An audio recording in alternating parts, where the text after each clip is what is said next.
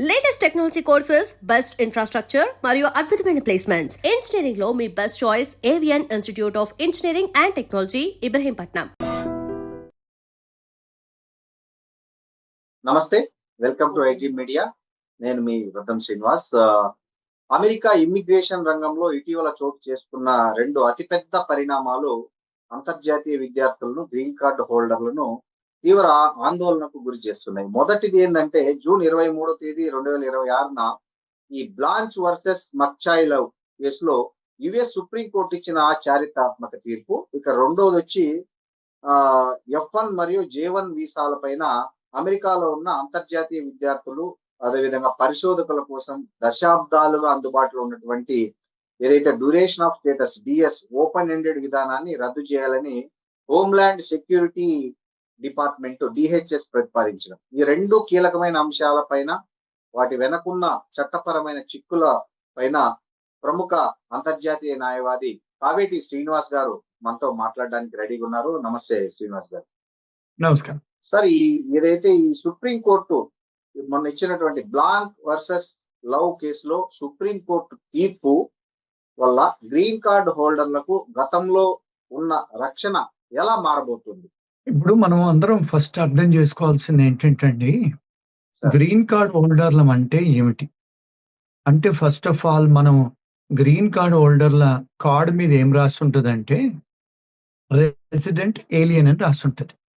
Resident alien అంటే అర్థం ఏమిటి? రెసిడెంట్ అంటే మీకు ఉండటానికి వెసులుబాటు, ఏలియన్ అంటే ఏంటి? పరదేశస్థుడు.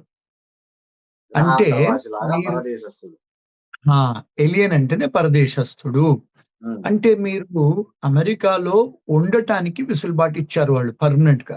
రెసిడెన్సీ అంటే మీరు ఎన్నాళ్ళు ఉండాలనుకుంటే అన్నాళ్ళు కండిషన్ లేకుండా ఉండొచ్చు. కానీ మరి రెసిడెంట్ ఏలియన్ కార్డుతోని మీకు పౌరసత్వం ఉందా అంటే అదే ఇండియా పౌరసత్వమే ఉంది, అమెరికా పౌరసత్వం లేదు. అంటే మీ టైప్స్ ఇండియాకే ఉంది, కానీ అర్హత మాత్రం ఇక్కడ ఉండడానికి ఉంది యుఎస్ లో. అది మనం క్లియర్ గా అర్థం చేసుకోవాలి. జనాలు ఏమనుకుంటారంటే గ్రీన్ కార్డ్ వచ్చేసింది, అయిపోయింది. అయిపోలేదు. ఎందుకంటే మీకు గ్రీన్ కార్డ్ తోని మీరు ఎలక్షన్ లో పార్టిసిపేట్ చేయడానికి లేదు, ఓటు హక్కు లేదు మీకు. ఒకటి. రెండోది, ఫెడరల్ గవర్నమెంట్ లో పనిచేయడానికి, మిలిటరీలో పనిచేయడానికి అర్హత లేవు. చాలా సార్లు ఈవెన్ టీచర్ గా పనిచేయడానికి కూడా లేదు. స్టేట్ గవర్నమెంట్ సిటీలలో పనిచేసే అర్హతలు కూడా లేవు. అంటే ఎందుకు?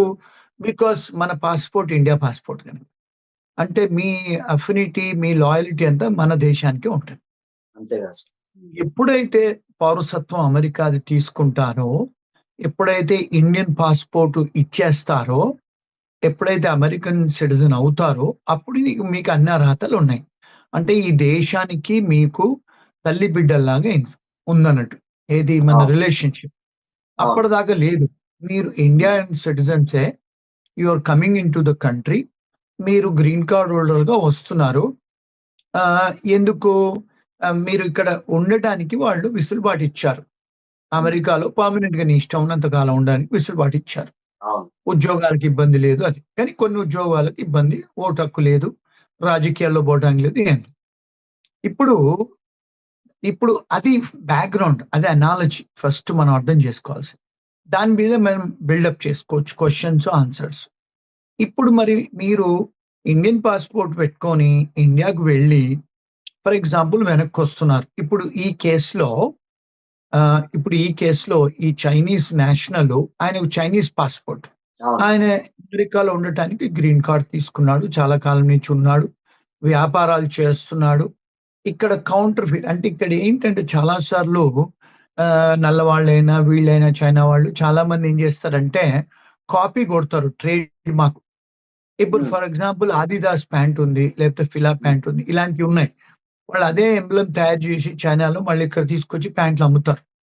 అంటే పెద్ద పెద్ద కంపెనీస్ ను కాపీ కొడతారు. దాన్ని ట్రేడ్ మార్క్ ఇన్ఫ్రింజ్మెంట్ అంటారు. కౌంటర్ ఫీటింగ్. ఎట్లయితే మనం డబ్బులు ప్రింట్ చేస్తామో అదే సిగ్నిఫికెన్స్ అంతే, సేమ్ అదేనండి. ఇక్కడ ఏంటంటే బికాస్ ఇప్పుడు America capital of the business కదా. ఇప్పుడు అన్ని కంపెనీస్ ను వీళ్ళు ప్రొటెక్ట్ చేస్తారు. ఆ కంపెనీస్ అన్ని కూడా అమెరికాలో రిజిస్టర్ ఉంటాయి ట్రేడ్ మార్క్.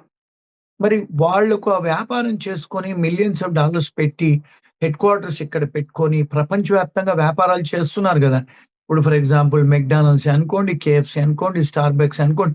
మరి వాటికి ఒక సిగ్నిఫికెన్స్ ఉంది కదా అమెరికాలో. అవును అవును మరి అవి తీసుకుని నువ్వు కూడా సేమ్ దాని ఎంబ్లం తయారు చేసి నేను పెట్టుకుంటా అంటే నడవదు కదా. తప్పు వేస్తాను. అవును అర్థమైందండి.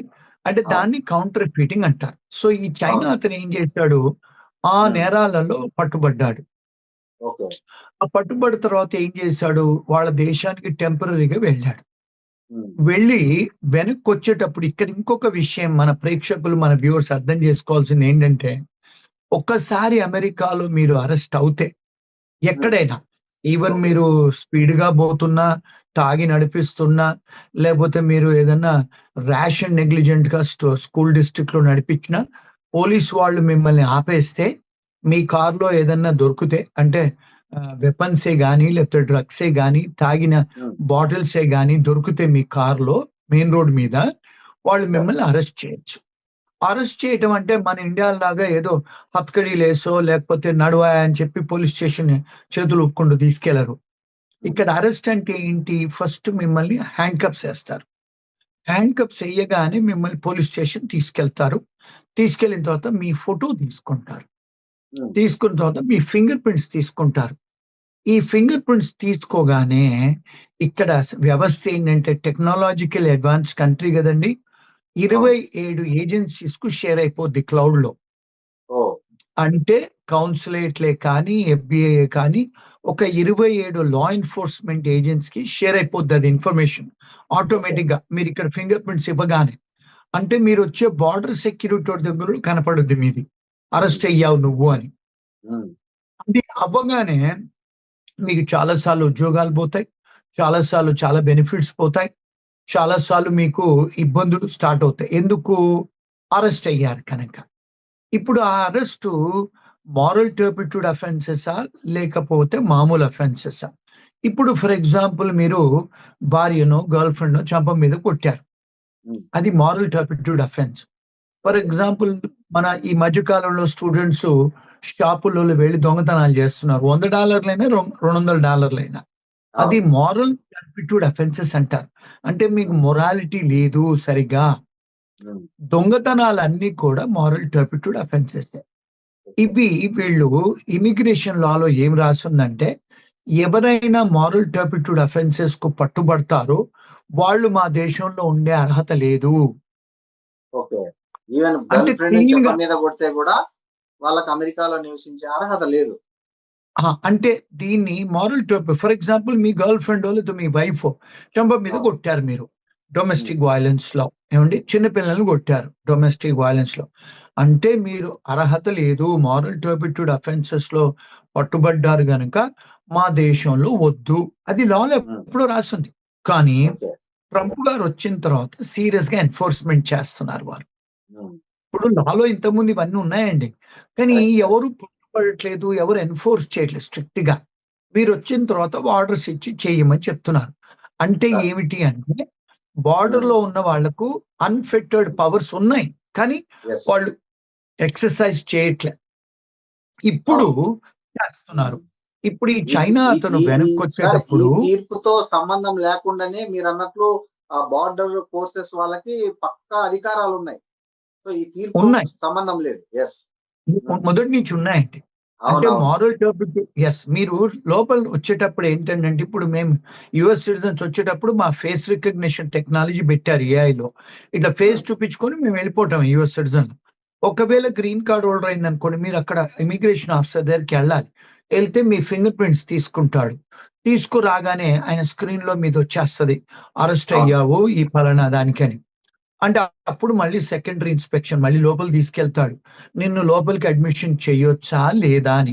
ఎందుకు, మరి మీరు ఎలాంటి అఫెన్సెస్ లో మీరు అయ్యారో, చిన్న అఫెన్సెస్ కూడా కావచ్చు కొన్నిసార్లు, కరెక్ట్ కరెక్ట్ తెలియదు కదా. కరెక్ట్ నేరపూరితం ఏదైనా నువ్వు అరెస్ట్ అయ్యావు అని కనిపిస్తుంది అందులో. అది నేరం అంటే నిర్ధారణ అయిందా లేదా కనపడదు. సో వాళ్ళు తీసుకెళ్ళినప్పుడు మిమ్మల్ని అడుగుతారు. అడిగి వాళ్ళు ఏం చేస్తారు, ఇప్పుడు మీరు ఇక్కడ ఈ చైనా అతను నేరం చేశాడని కనపడుతుంది కనుక, కానీ ఆయన కన్విక్షన్ అవ్వలే. ఓన్లీ ఆయన అవును మీద కేసు పెట్టారు, ఈ దొంగతనాల కేసు పెట్టారు. ఏది న్యూజెర్సీలో. ఆయన ఏమన్నాడు, నా మీద కేసులు పెట్టారు, ఇంకా నిర్ధారణ అవ్వలేదు అంటే ఆయన ఏం చేశారు, ఆయన గ్రీన్ కార్డ్ తీసేసుకొని ఆయనను అక్కడి నుంచి అక్కడికి చైనాకు పంపలేదు. ఆయనను పెరోల్ చేశారు. పెరోల్ అంటే ఏమిటి? Temporary permission. అంటే నీకు గ్రీన్ కార్డ్ లేదు, నీకు సిటిజన్‌షిప్ లేదు, ఎలాంటి వీసా లేదు. పెరోల్ అంటే ఏమిటి? నిన్ను వదిలేయటం. ఎళ్ళు నాయనా కొద్ది రోజులు. లోపలికెళ్ళు. ఆ! పెరోల్. మనకి ఇండియాలో కూడా పెరోల్ ఉంటది. అవును, జైల్లో అవును. నుంచి బయటకొస్తే పెరోల్‌లో Right, sir. బయటకొస్తారు. అవును. పెరోల్ వచ్చిన తర్వాత అది టైప్ ఆఫ్ పనిష్మెంటే. అది పనిష్మెంట్‌లో ఒక టైపు. కానీ మిమ్మల్ని మానిటర్ చేస్తా ఉంటారు వాళ్ళు. నువ్వేం చేస్తున్నావు? ఎక్కడికెళ్తున్నావు? ఎక్కడికి పోకుండా. సో, ఇప్పుడు ఏంటంటే ఆయనని పెరోల్ చేశారు. చేసిన తర్వాత ఆయన ఏం చేశాడు? లోపలికొచ్చిన తర్వాత ఒప్పుకున్నాడు ఆయన చేసిన నేరాలన్నీ. హ్మ్. నేరాలన్నీ ఒప్పుకున్న తర్వాత ఆయనకు సజా అయింది. అంటే పనిష్మెంట్ పడ్డది.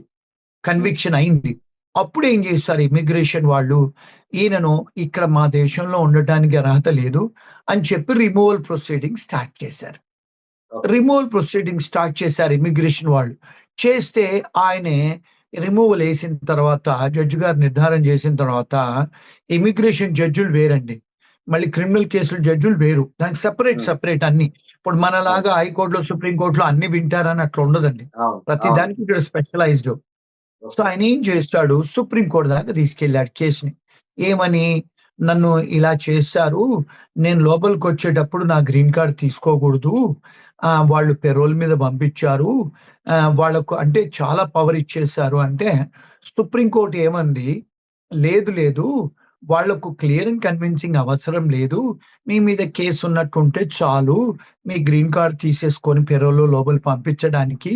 ఇది ఎగ్జిక్యూటివ్ బ్రాంచ్ది పని, మా జ్యుడిషియరీ పని కాదు, పొలిటీషియన్స్ పని కాదు.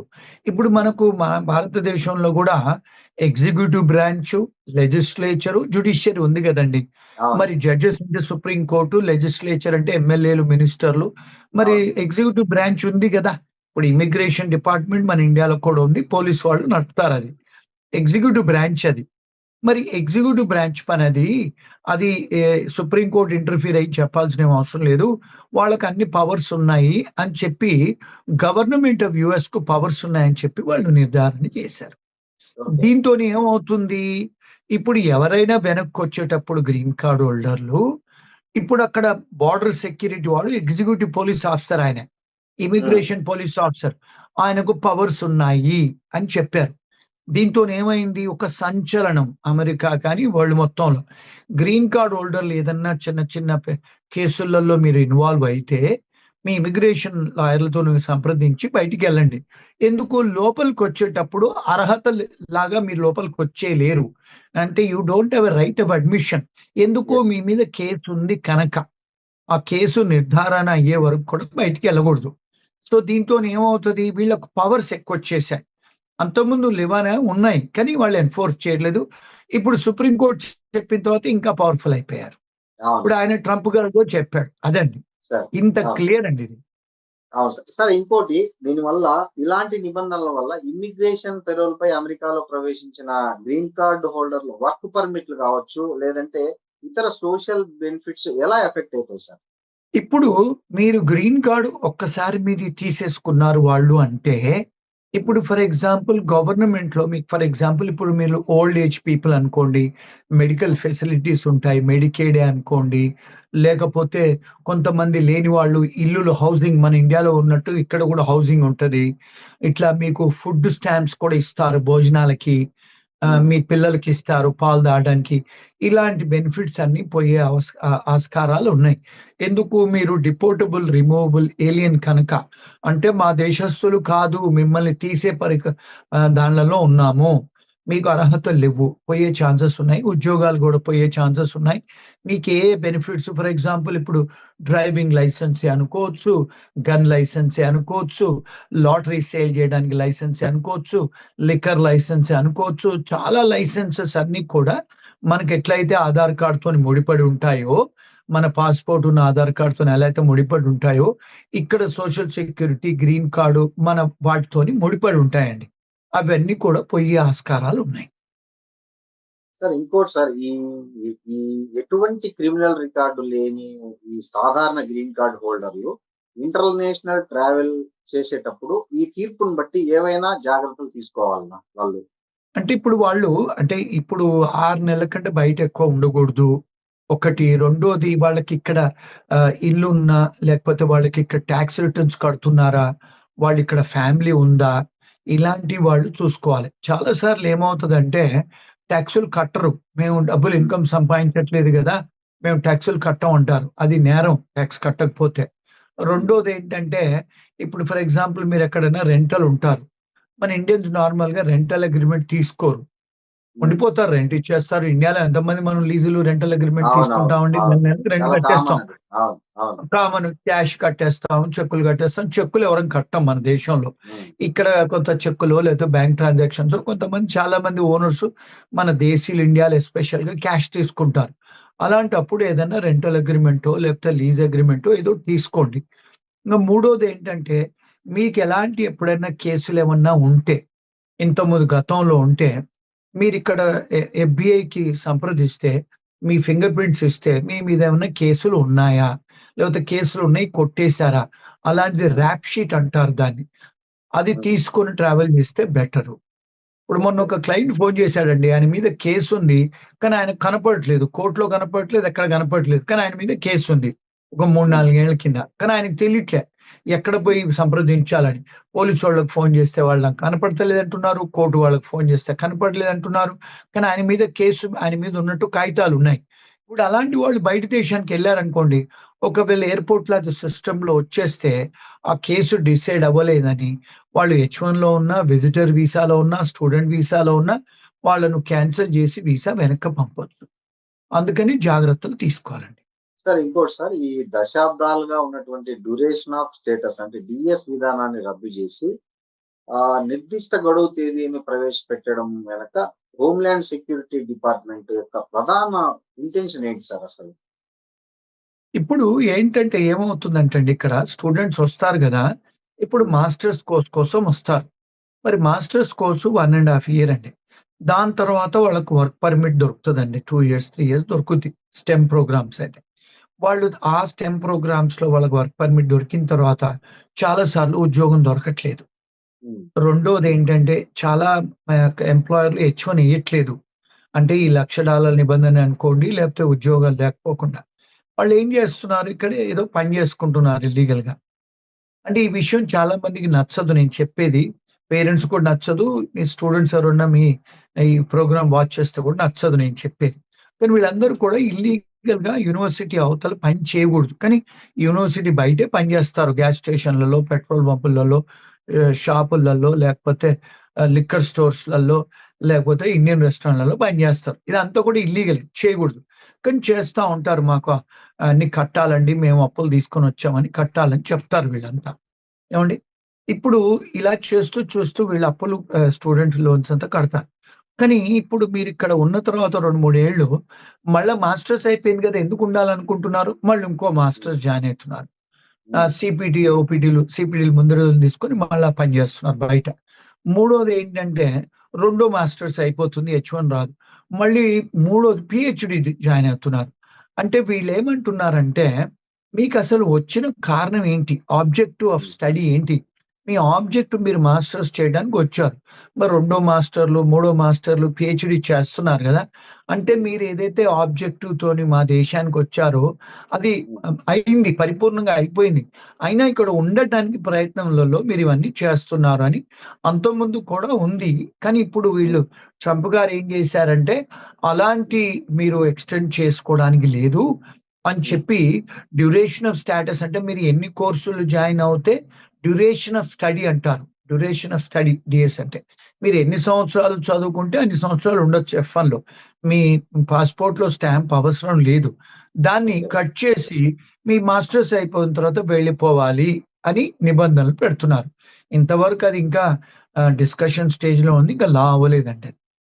సార్ ఒకవేళ అది ఇంప్లిమెంట్ అయితే మొత్తం అమెరికాలో ఉన్న విదేశీ విద్యార్థుల్లో భారతీయ విద్యార్థులే అధిక సంఖ్యలో ఉన్నారు.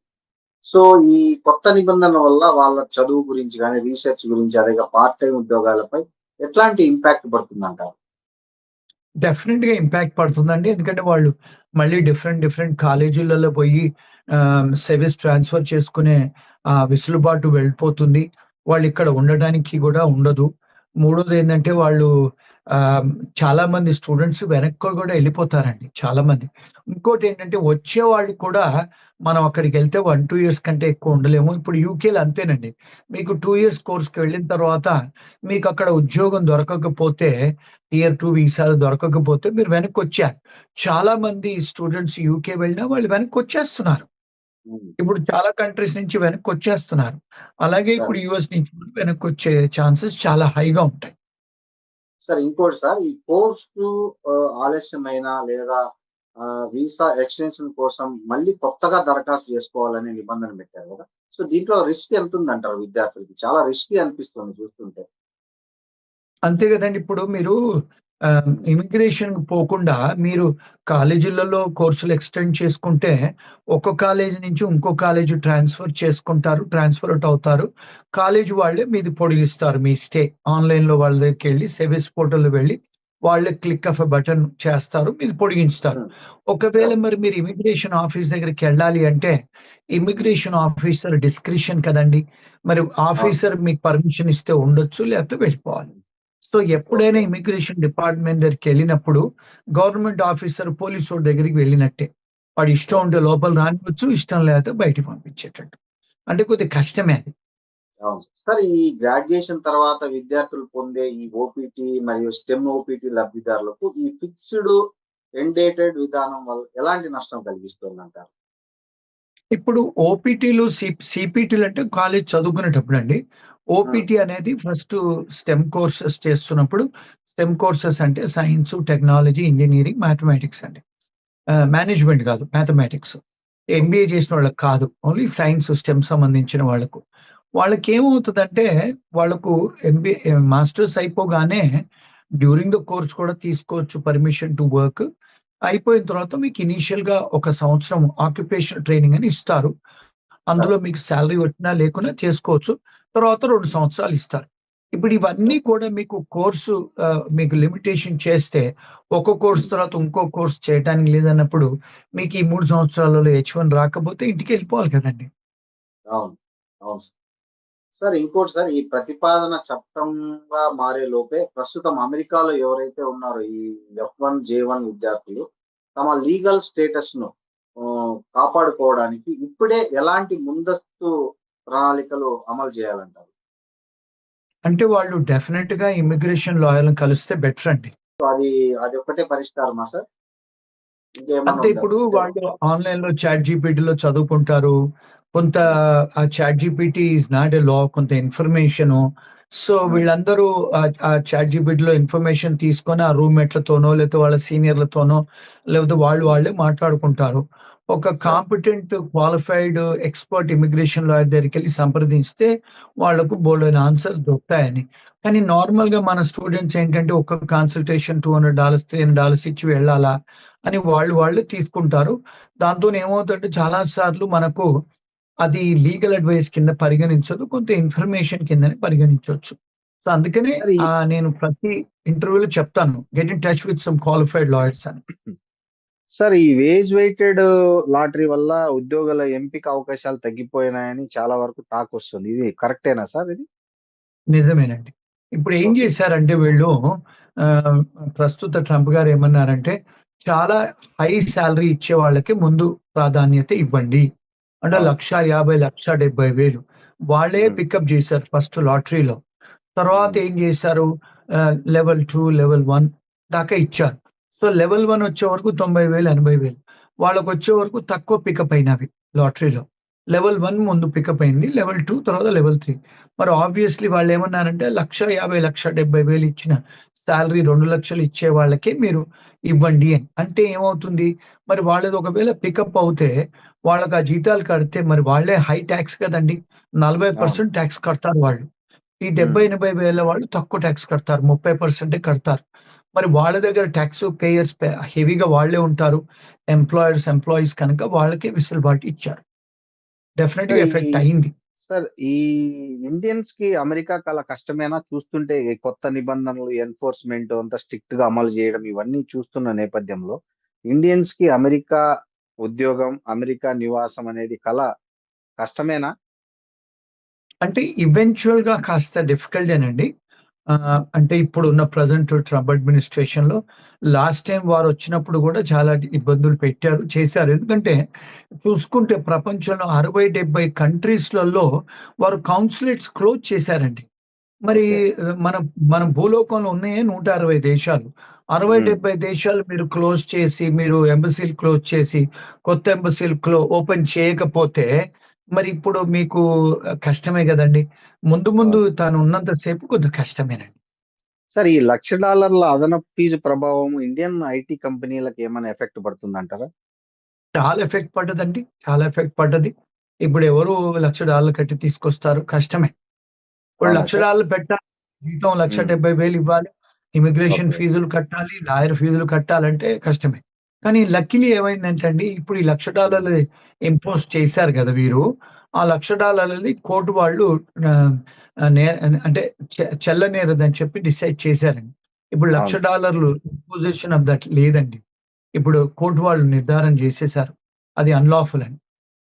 సార్ అమెరికాలో ఒక సాఫ్ట్‌వేర్ ఉద్యోగం సాధించాలనుకునే వారికి ఒక ఇమ్మిగ్రేషన్ నిపుణులుగా మీరిచ్చే బెస్ట్ అడ్వైస్ ఏంటి సార్ అసలు?